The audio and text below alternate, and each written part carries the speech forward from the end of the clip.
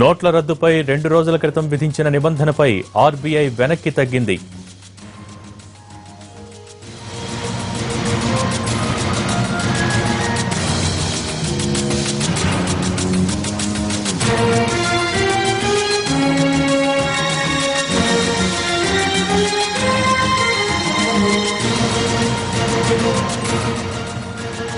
నోట్ల రద్దుపై 2 రోజుల క్రితం విధించిన నిబంధనపై ఆర్బీఐ వెనక్కి తగ్గింది. పాత నోట్లకు సంబంధించి డిసెంబర్ 19న ఒక సర్క్యులర్ జారీ చేసింది ఆర్బీఐ. 5,000కు మించి పాత నోట్లను ఒక్కసారే జమ చేయాలంటూ చెప్పింది. ఇప్పుడు దానికి సంబంధించి వెనక్కి తీసుకున్నట్టుగా తెలుస్తుంది. దీనికి సంబంధించి మరిన్ని డీటెయిల్స్ రవి అందించడానికి సిద్ధంగా ఉన్నారు. రవి,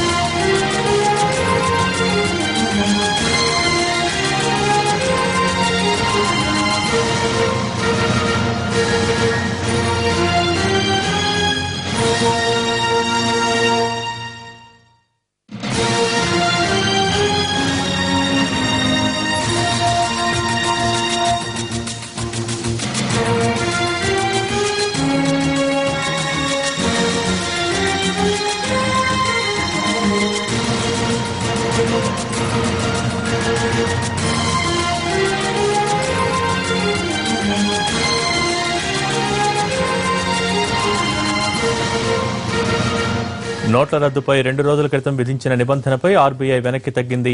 పాత నోట్లకు సంబంధించి డిసెంబర్ 19న ఒక సర్క్యులర్ జారీ చేసింది ఆర్బీఐ. 5,000కు మించి పాత నోట్లను ఒకరి అకౌంట్లో ఒక్కసారే జమ చేసుకోగలరు. అంతకు మించి డిపాజిట్ చేయాలంటే బ్యాంకు అధికారులకు లేఖ రాయాలి. ఇన్నాళ్లు ఎందుకు డబ్బులు డిపాజిట్ చేయలేదో వారికి వివరణ ఇవ్వాలి.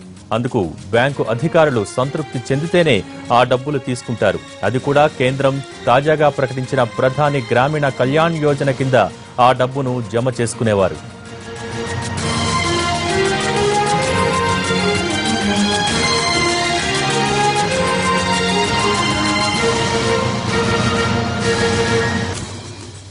ఈ అంశానికి సంబంధించి మరింత సమాచారాన్ని మా ప్రతినిధి రవి అందిస్తారు.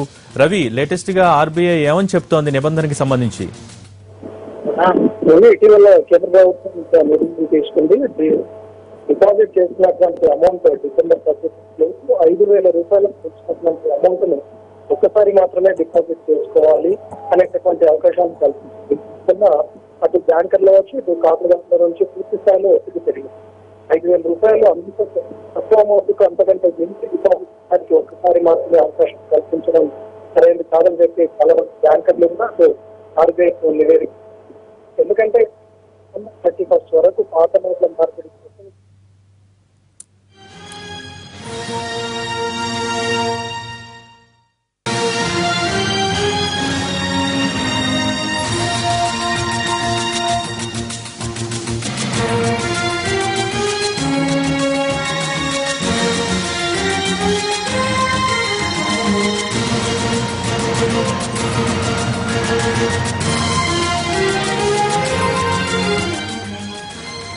రవి, చెప్పండి, లేటెస్ట్ గా ఆర్బీఐ ఈ 5,000 నిబంధనకి సంబంధించి ఏమని చెప్పింది? ఇప్పటికే ప్రజలు చాలా ఇబ్బందులు పడుతూ ఉన్న పరిస్థితుల్లో.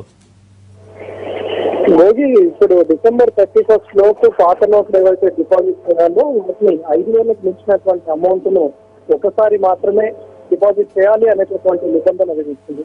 దీన్ని తాజాగా వెనక్కి తీసుకుంది.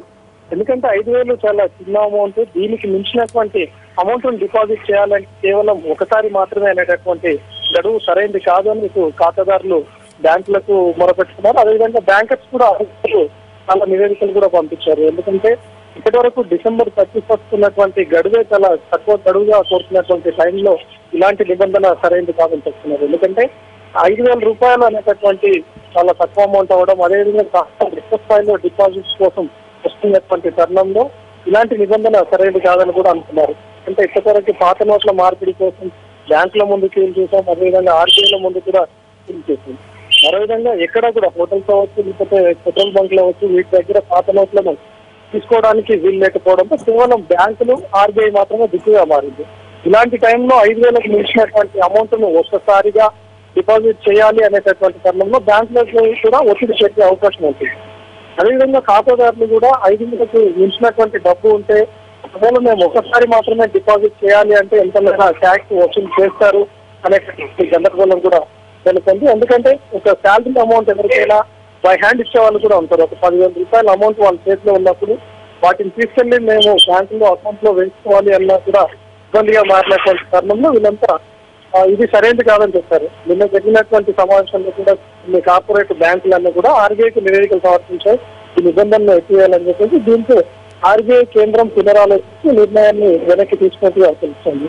అంటే మొత్తంగా డిపాజిట్ల కోసం చాలా మట్టుకు పాత నోట్లతో భారం తీరినటువంటి బ్యాంకుల దగ్గర కూడా ఇప్పటికీ గందరగోళమైనటువంటి పరిస్థితి చూసాం.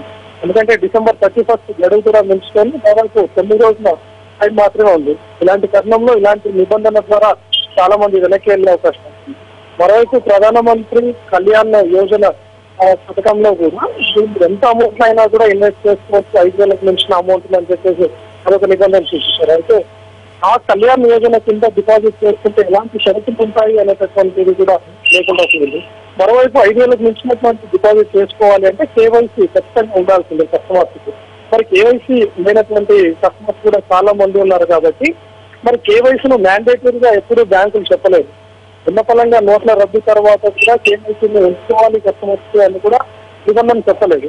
ఇలాంటి తరుణంలో 5,000కు మించినటువంటి డిపాజిట్ చేయాలంటే కేవైసీ మస్తుగా అని చెప్పి సూచించారు. మరి కేవైసీ లేని కస్టమర్స్ కూడా అటు బ్యాంకుల దగ్గరకు వచ్చి మేము డిపాజిట్ చేయాలి అంటే ఏ విధంగా అని చెప్పి అడగకపోవడంతో ఈ నిర్ణయం పైన మరొకసారి పునరాలోచించిందని చెప్పుకోవచ్చు. Thank you Ravi.